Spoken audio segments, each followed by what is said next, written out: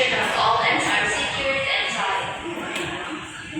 Pang-apat, ito ng taling katatagpuan sa pagkapel ng titig at leeg.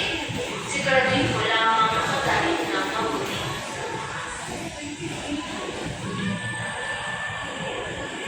From your light to serving our exit points near sa accommodation, there are found the good side of the forward, midship, and out section of the vessel.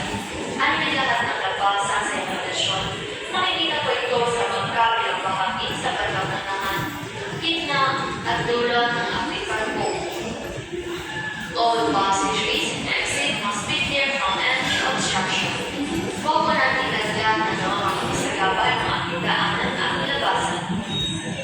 Our ship's equipment is rather directly inspected by craft to ensure the safety of passengers. Each lifecraft provided sufficient life support supply. Our military crew will carry out emergency procedure during a call situation.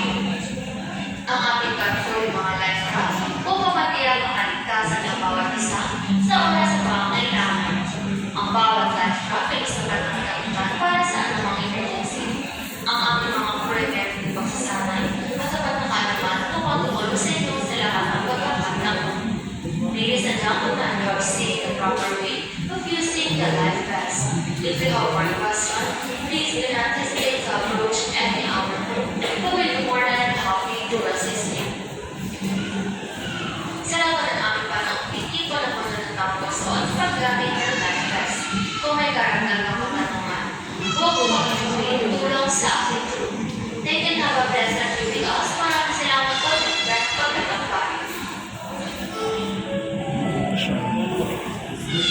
Long. Thank you. Saludan-saludan. Terus.